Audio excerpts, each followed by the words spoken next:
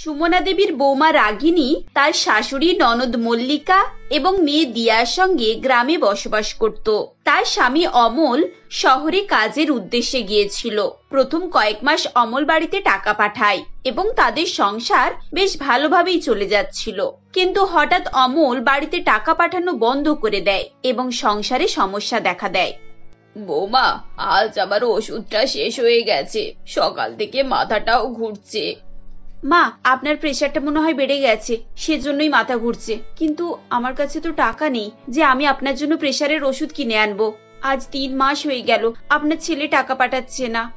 আমি জানি বৌমা, তুমি অনেক কষ্ট সৃষ্ট করেই সংসারটা চালাচ্ছ, তাই তোমাকে লজ্জায় কিছু বলতেও পারছি না। ছেলেটা না টাকা পাঠাচ্ছে আর না কোনো খবর নিচ্ছে। বিদেশে গিয়ে কোনো সমস্যায় পড়লো নাকি কে জানে। মল্লিকা, তুই আজ একবার যামিনীর ঘরে যা, ওর ফোন থেকে একবার তোর দাদাকে ফোন করে খবরটা নিয়ে আয়। মা, আমি তো 5 দিন আগেই দাদাকে ফোন করেছিলাম, কিন্তু দাদা তো ফোন তুললো না। আচ্ছা ঠিক আছে, আজকে একবার গিয়ে দাদাকে ফোন করে দেখবো। এই বলে মল্লিকা তার ছোট ভাইজি দিয়াকে সঙ্গে নিয়ে তার বান্ধবী যামিনীর বাড়িতে যায়। কি ব্যাপার রে, এত সকাল সকাল? সব ঠিকঠাক আছে তো? হ্যাঁ রে, ঠিকঠাক আছে। আসলে দাদার কোনো খবর পাওয়া যাচ্ছে না তো, তাই তোর কাছে একবার এলাম। আজ একবার ফোন করে দেখিস তো। তোর দাদার এখনো খবর পাওয়া যাচ্ছে না? আচ্ছা ঠিক আছে, দাঁড়া আর একবার ফোন করে দেখি। এই বলে যামিনী মল্লিকার আনা ফোন নাম্বারে কল করে। 2-3 বার রিং হওয়া সত্ত্বেও কেউ ফোন ধরে না। আচ্ছা, তোরা তো এক কাজ করতে পারিস, তোর দাদা যে মালিকের আন্ডারে কাজ করতে গেছে সেই মালিককে জিজ্ঞাসা করে সেখানে পৌঁছে দাদার খোঁজ নিতে পারিস। তুই ঠিকই বলেছিস যামিনী, আর এভাবে বসে থেকে থেকে অপেক্ষা না করে আমাদেরকে কিছু একটা করতে হবে, না হলে দিনের পর দিন পরিস্থিতি আরো খারাপ হয়ে যাচ্ছে। মল্লিকা চিন্তিত মনে বাড়ি ফিরে আসে এবং বাড়িতে এসে সমস্ত কথা বলে। সবকিছু শুনে সুমনা দেবী বলেন, বৌমা, আমারও মনে হয় ছেলেটা কোনো সমস্যায় পড়েছে হয়তো। এক কাজ করলে হয় না, একবার শহরে গিয়ে ছেলেটার খোঁজ করলে হয়তো। সেসব না হয় ঠিক আছে মা, কিন্তু আমরা 3-4 জন মিলে শহরে যাব খোঁজ করতে, এতে তো অনেক টাকার খরচ আছে মা। টাকার চিন্তা তুমি এখন করো না বৌমা, আমাদের যখন আর কোনো উপায় নেই তাহলে আমরা এখানকার এই বাড়িটুকু আর জায়গাটুকু বিক্রি করে দিই। তা থেকে যা টাকা হয় তা নিয়ে শহরে যাই। ভাগ্যে যদি সেরকম ভালো কিছু থাকে তাহলে সেখানেই থেকে যাব, আর না হয় রাস্তায় রাস্তায় ভিক করে দিন কাটাবো। মা ঠিক বলেছে বৌদি, গ্রামে পড়ে থেকে এমনিতেই না খেয়ে আমরা মারা পড়বো। শহরে গেলে অন্তত ভিক্ষা করে খেয়ে বাঁচতে তো পারবো। কথাবার্তা হওয়ার পর কয়েকদিনের মধ্যেই সুমনা দেবী তার ভিটে মাটিটুকু বিক্রি করে দেন এবং সবাই মিলে শহরে চলে আসে। শহরে আসার পর তারা অমলের ফ্যাক্টরিতে যায় এবং সেখানে গিয়ে শোনে যে অমল অনেকদিন আগেই কাজ ছেড়ে দিয়েছে। ফ্যাক্টরির একজন কর্মী রীতা দেবী বলেন, আপনারা অমলের কথা বলছেন? সে তো অনেক কাণ্ড ঘটিয়ে এখান থেকে গেছে। কি? আমার দাদা কাণ্ড ঘটিয়েছে? মানেটা কি? কি বলতে চাইছেন আপনি? দেখো মা, আমরা এখানে আজ 20 বছর ধরে কাজ করছি। তোমার দাদা যখন এখানে কাজে এসেছিল আমাদের কাছ থেকেই কাজ শিখছিল। কয়েক মাস পর ফ্যাক্টরির মালিকের মেয়ে ফ্যাক্টরি দেখার জন্য আসে, তখনই তোমার দাদার সঙ্গে তার আলাপ হয়। তারপর কয়েকদিন পর সে আসে আর তারা দুজনে কথাও বলে। তারপর কি হয় কে জানে। কয়েকদিন পর শুনি ফ্যাক্টরির মালিকের মেয়ের সঙ্গে তোমার দাদা বিয়ে করে নিয়েছে এবং তারা অন্য কোথাও চলে গেছে। রীতা দেবীর কথা শুনে সবাই চমকে ওঠে। রাগিনীর মাথা ঘুরে যায়। বৌমা, তুমি নিজেকে সামলাও মা, এসব আমার বিশ্বাস হয় না। এরা মিথ্যে কথা বলছে, আমার ছেলে এরকম কিছুতেই করতে পারে না। বৌদি, তুমি নিজের কথা চিন্তা করো আর দিয়ার কথা চিন্তা করো। একটু শক্ত হতে হবে বৌদি তোমাকে। আমরা আসল সত্যি জানার পর কোনো কিছু চিন্তা ভাবনা করতে পারবো, এখনই এত ভেঙে পড়ো না বৌদি। এভাবে শাশুড়ি এবং ননদ মিলে রাগিনীকে সাহস দেয় এবং বোঝায়। এরপর তারা বিভিন্ন জায়গায় খোঁজ খবর নেয় এবং অমলের ঠিকানা জোগাড় করে। সেখানে গিয়ে তারা দরজায় বেল বাজায় এবং সোনিয়া নামে একটি মেয়ে বেরিয়ে আসে। তার পেছন পেছন অমলও আসে। অমল, তুই এখানে? বাবা, তুই আমাদেরকে ফেলে এখানে কি করছিস? আর এই মেয়েটা কে? বাবা? কে বাবা? অমল, তুমি এদেরকে চেনো নাকি? এই গরিব ভিখারিরা কে হয় তোমার? সোনিয়া, এ আমার কেউ হয় না, আমি এদেরকে চিনিও না। তুমি ওদের সঙ্গে কথা বলো না, দরজাটা বন্ধ করে দাও। দাদা, তুই আমাদেরকে চিনতে পারছিস না? আমরা তোর পরিবারের লোকজন। আজ তুই এই মেয়েটাকে বিয়ে করে আমাদেরকে ভুলে গেছিস, তাই তো? তোর মেয়ে বউ সবাই আছে, তুই তাদেরকে এভাবে ঠকালি? দেখুন, আমি আপনাদের চিনি না, আর আপনাদের সঙ্গে আমার কোনো সম্পর্কও নেই। আপনারা দয়া করে এখান থেকে চলে যান। কি হলো, আপনারা শুনতে পাচ্ছেন না? যদি এক্ষুনি এখান থেকে না যান তাহলে আমি পুলিশ ডাকতে বাধ্য হব। এভাবেই তারা সুমনা দেবী এবং তার বাকি পরিবারকে সেখান থেকে তাড়িয়ে দেয়। সবাই কাঁদতে কাঁদতে ফিরে আসে। মা, এবার তো সবকিছু পরিষ্কার হয়ে গেছে। দাদা ইচ্ছে করে আমাদের সাথে এরকম করেছে, টাকার লোভে ও নিজের পরিবারকে ভুলে গেছে। হ্যাঁ, ঠিকই বলেছিস। আমার ছেলে যে আমার সাথে এরকম করবে তা আমি কল্পনাও করতে পারিনি। সবাই যখন এভাবেই ভেঙে পড়েছিল তখন রাগিনী একটু শক্ত হয় আর বলে, কেউ একজন আমাদেরকে ছেড়ে গেছে বলে আমরা আমাদের জীবন শেষ করে ফেলবো? এমন তো হতে পারে না মা। আমাদেরকে বাঁচতে হবে, মাথা উঁচু করে থাকতে হবে আমাদেরকে। এরপর তারা রাস্তার ধারে একটি তিরপল খাটিয়ে তাঁবু তৈরি করে এবং তাতেই থাকা শুরু করে। কয়েকদিন অল্প স্বল্প খাবার কিনে খায়। পরের দিন ঘুম থেকে উঠে রাগিনী দেখে তার ননদ এবং শাশুড়ি সেখানে নেই। চিন্তিত হয়ে পড়ে সে এবং মনে মনে সন্দেহ করে যে তারা তাকে ছেড়ে চলে গেছে। এসব ভেবে তার চোখে জল চলে আসে। বাইরে বেরিয়ে দেখে আশেপাশে সবাই ভিড় করে আছে। সে ভিড়ের দিকে এগিয়ে গিয়ে দেখে চারিদিকে ফুচকা, মোমো, দই বড়া এসবের স্টল বসে আছে এবং লোকে ভিড় করে সেগুলোকে খাচ্ছে। এমন সময় সে দেখে তার শাশুড়ি এবং ননদ ফিরে এসেছে, তাদের হাতে খাবারের প্যাকেট। তাদেরকে দেখে দিয়া বলে, ঠাকুমা, পিসি, তোমরা কোথায় গিয়েছিলে? জানো, আমরা কত চিন্তায় পড়ে গিয়েছিলাম। মা তো কান্নাকাটি শুরু করে দিয়েছিল। আরে বাবা, কান্নাকাটির কি আছে? আমরা তো কাজের খোঁজে গিয়েছিলাম। উপরওয়ালার কৃপায় আমরা একটা কাজ পেয়েছি। বৌমা, আজ থেকে আমি আর মল্লিকা রোজ ফ্যাক্টরিতে কাজে যাব। দেখবে আমাদের আর কোনো সমস্যা হবে না। তারা সবাই মিলে খাবার খায়। এরপর এভাবেই দিন কাটতে থাকে। ফ্যাক্টরিতে কাজ করে যেমন তেমন ভাবে তাদের খাবারের কষ্টটা দূর হয়, কিন্তু থাকার সমস্যা মেটে না। একদিন রাগিনী তার শাশুড়িকে বলে, আমি ভাবছি মা, আমিও কিছু না কিছু একটা কাজ শুরু করব, কারণ আমাদের এখানে একটা ভালো বাড়ি নিতে হবে, না হলে খুব সমস্যা হচ্ছে। সে তো ঠিক আছে বৌদি, কিন্তু সবাই মিলে যদি কাজে চলে যায় তাহলে দিয়াকে কে দেখবে? বাড়িতে থাকবে কে? এই সমস্যার একটা সমাধান আছে। আমি ভাবছি আমি এখানেই একটা ফুচকা স্টল দেব। এমনিতেও ফুচকা খেতে লোকে অনেকেই ভিড় করে, ফুচকা বিক্রি হবে আর বাড়ির লক্ষ্য রাখাও হবে। ঠিক আছে বৌমা, তাহলে তাই করো। এখানে কিছু টাকা আছে, এটা নিয়ে তুমি তোমার ফুচকার সামগ্রী কিনে আনো। শাশুড়ির কাছ থেকে টাকা নিয়ে রাগিনী ফুচকার সমস্ত জিনিসপত্র কিনে আনে এবং পরের দিন থেকেই তিরপল বাড়ির সামনে ফুচকা বিক্রি করা শুরু করে। শহরের যেখানে সবাই 10 টাকায় 3টা ফুচকা দিত, সেখানে রাগিনী 10 টাকায় 5টা ফুচকা দেওয়া শুরু করে এবং তার ফুচকার স্বাদও খুব সুন্দর হয়। বৌদি, তাড়াতাড়ি 10 প্লেট ফুচকা দাও তো। বৌদি, আমাদেরকে ঝাল দিয়ে একটু ভালো করে ফুচকা করে দাও না গো, আজ আমাদের দুজনের কম্পিটিশন আছে। হ্যাঁ বাবা, হ্যাঁ দিচ্ছি, একটু ধৈর্য ধরো, সবাইকে দিচ্ছি। রাস্তায় সুস্বাদু ফুচকা খেতে লোকের ভিড় উপচে পড়ে। রাগিনীর কল্পনার বাইরে সে টাকা ইনকাম করতে শুরু করে। মাত্র 2 মাসের মধ্যে রাগিনী ভালো টাকা জমিয়ে ফেলে এবং তার একটি বাড়ি ভাড়া নেয়। এরপর থেকে রাগিনী ঠেলা গাড়িতে ফুচকা তৈরি করে এবং মেয়েকে সঙ্গে নিয়ে বিভিন্ন জায়গায় ঘুরে ঘুরে ফুচকা বিক্রি করা শুরু করে। দেখতে দেখতে তাদের দিন ফিরে যায়। সে তার ননদের একটা ভালো জায়গায় বিয়ে দেয় এবং শাশুড়িকে আর কাজ করতে দেয় না। এরপর তারা সুখে শান্তিতে থাকা শুরু করে।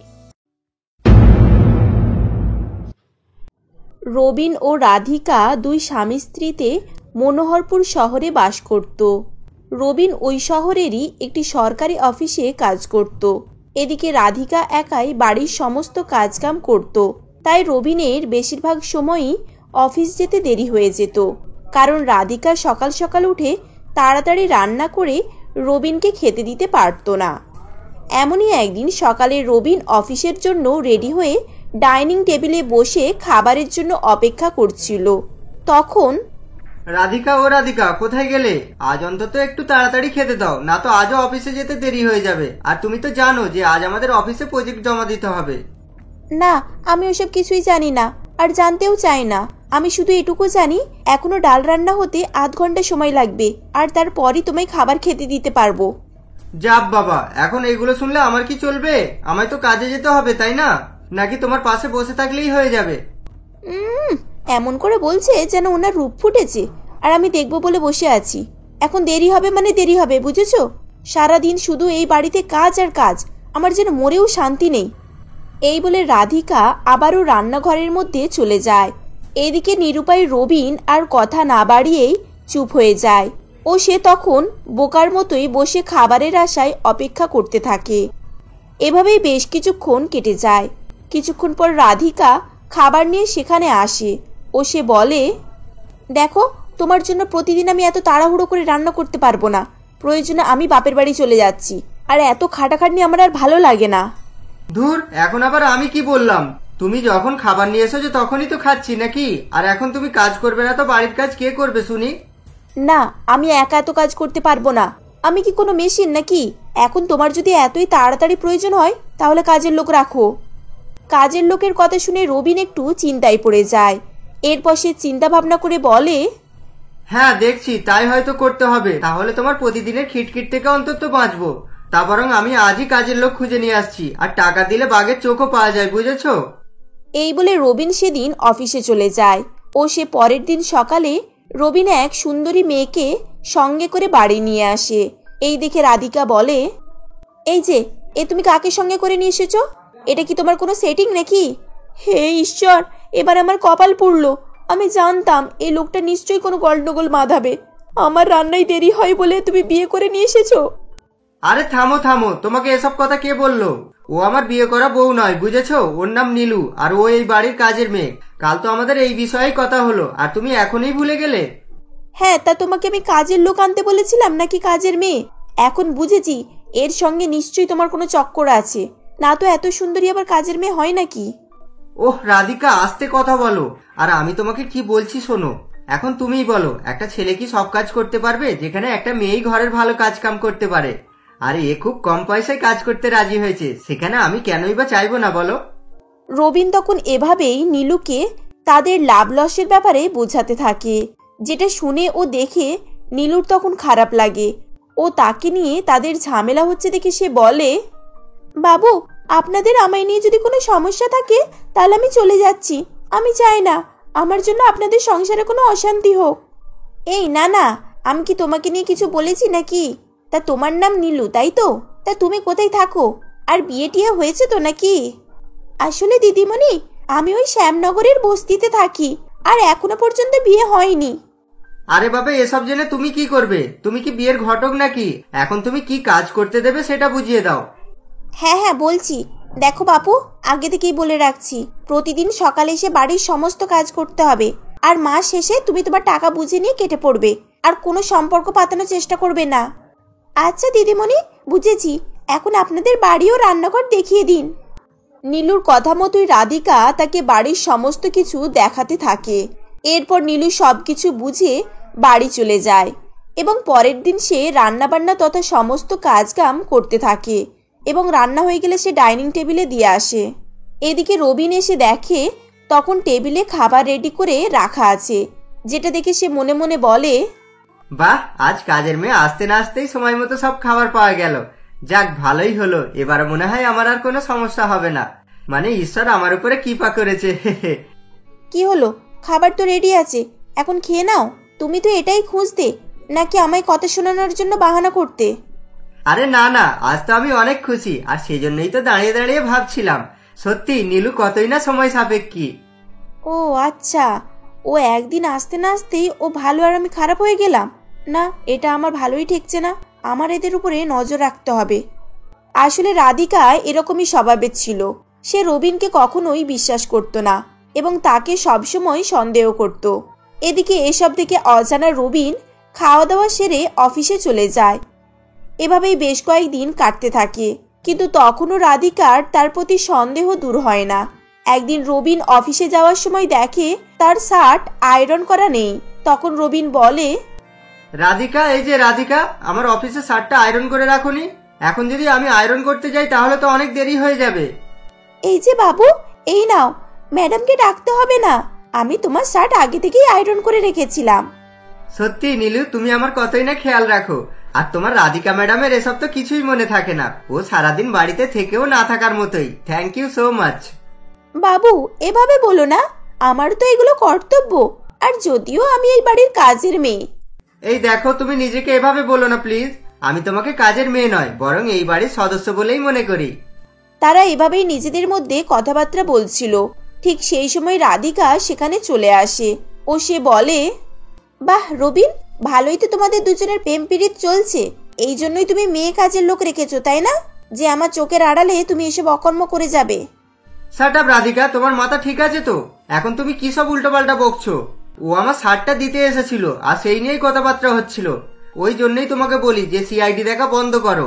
ওইসব উলফাল দেখেই এত ভুলভাল চিন্তা ভাবনা করছো, বুঝেছো? ও আচ্ছা, এখন তা শাক দিয়ে মাছ রাখতে চাইছো, তাই তো? তাহলে শোনো, তোমার কথাতেই তুমি ধরা পড়ে গেছো। না দিদিমণি, তুমি ভুল ভাবছো। আমি সত্যি সত্যি বাবুকে শার্টটা দিতে এসেছিলাম। এই চুপ, একদম চুপ। আমার মুখের উপরে তর্ক করবি না, বুঝেছিস? যা রান্নাঘরে গিয়ে রান্না কর।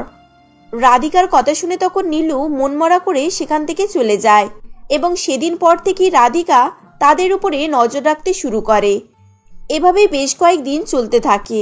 এমনই একদিন রাধিকার বাড়িতে তার মাসি আসে, যাকে দেখে রাধিকা বলে, আরে মাসি, তুমি এসেছো? তা কেমন আছো বলো?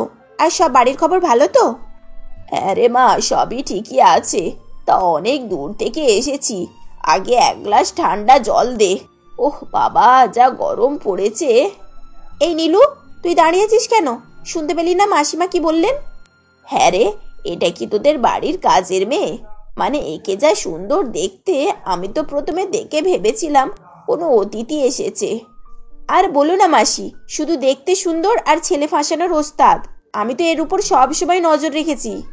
এভাবেই রাধিকা তখন তার মাসিকে নীলুর ব্যাপারে নানান কথা বলতে থাকে।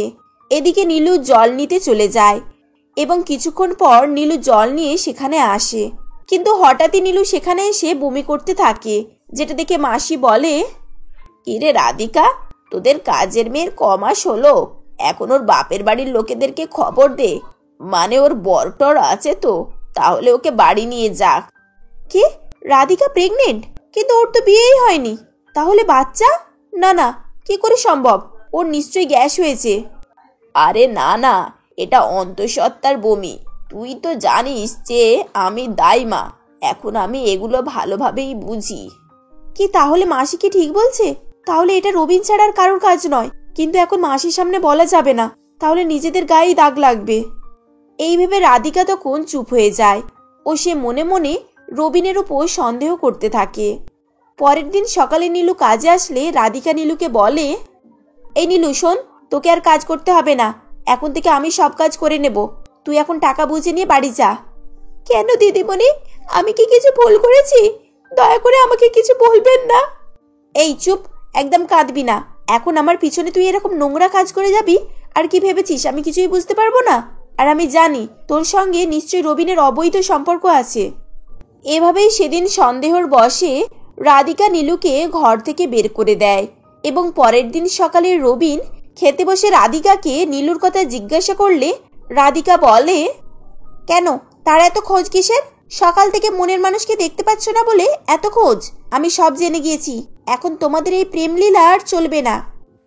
তুমি কি যা তা বলছো? আমি এরকম করতে যাব কেন? এখন তোমার যদি বিশ্বাস না হয় তাহলে তুমি ডাক্তারখানায় গিয়ে চেক আপ করে নাও, তাহলেই তুমি বুঝতে পারবে যে আসল বাবা কে। দেখো, আমারও তো বাজে সময় নেই, আর যখন ওর কোনো সমস্যা নেই তাতে তোমার কি সমস্যা শুনি? রাধিকা এভাবে বললে রবিনেরও তখন আর কিছু বলার থাকে না। এরপর রবিন সেখান থেকে চলে যায় এবং কয়েকদিন পর রাধিকা একা সব কাজ করে উঠতে পারে না। তাই তখন সে মনে মনে বলে, সত্যি নীলু ছিল অনেক কাজ করে দিত, এখন একা সব কাজ পেরেই ওঠা যায় না। না, আমি কালই যাব ওর বাড়ি, আর কি ব্যাপার দেখে আসব। এই বলে পরের দিন সকালে রাধিকা নীলুর বাড়ি যায়। গিয়ে দেখে নীলুর মাটির ঘরে কেউ নেই। অনেক ডাকাডাকির পর বাড়ির বাইরে থেকে এক লোক মদ খেয়ে টলতে টলতে সেখানে আসে এবং বলে, এই তুই এখানে দাঁড়িয়ে আছিস? আমার মদের টাকা নিয়ে এসেছিস তো? দে, আমায় টাকা দে, আমি আরো মদ খাবো। আসলে শানু ছিল নীলুর বর। শানু মদ খেয়েছিল, তাই সে বুঝতে পারে না যে সামনে নীলু না, ওটা রাধিকা দাঁড়িয়ে আছে। শানু নীলু ভেবে রাধিকার কাছ থেকে টাকা চাইতে থাকে। এমনই সময় নীলু সেখানে চলে আসে এবং সে বলে, দিদিমণি, আপনি এইখানে? আমি আপনাকে সেদিন মিথ্যে কথা বলেছিলাম। আসলে আমার ওই মাতাল শানুর সঙ্গে বিয়ে হয়েছে। ওর প্রতিদিন মদের টাকা না দিতে পারলে আমায় ও খুব মারধর করে, তাই আমি কাজ খুঁজতে থাকি। রবিন দাদা কম টাকায় ঘরের কাজ করতে হবে শুনে আমি রাজি হয়ে যাই। এভাবেই নীলু তার ঘটনা বলতে থাকে। আসলে নীলু সত্যি খুব কঠিন পরিস্থিতির মধ্যে ছিল, আর রাধিকা প্রথম দিন তার বাড়িতে গিয়েই বুঝে গিয়েছিল। এরপর রাধিকা বলে, আমায় ক্ষমা করে দাও নীলু, আমি না জেনে তোমার উপরে সন্দেহ করেছি। আমি জানতাম না যে তোমার স্বামী আছে, আর এই সন্দেহের জন্য কত খারাপ কাজ করেছি। রাধিকা এভাবে নীলুর কাছে ক্ষমা চাইতে থাকে, যেটা শুনে নীলুও তখন খুবই খুশি হয়ে যায়। এরপর নীলু আবারও রাধিকার বাড়িতে কাজে যেতে থাকে, কিন্তু সে আর তাকে সন্দেহ করে না এবং বাড়ির সদস্য ভাবতে থাকে। এবং রাধিকা নীলুর সংসারে সমস্ত খরচও বহন করার সিদ্ধান্ত নেয়। এভাবেই বেশ কয়েক মাস কাটতে থাকে এবং কয়েক মাস পর নীলুর একটা ফুটফুটে বাচ্চার জন্ম হয়। এরপর তারা সকলে মিলে হাসি খুশিতে বসবাস করতে থাকে।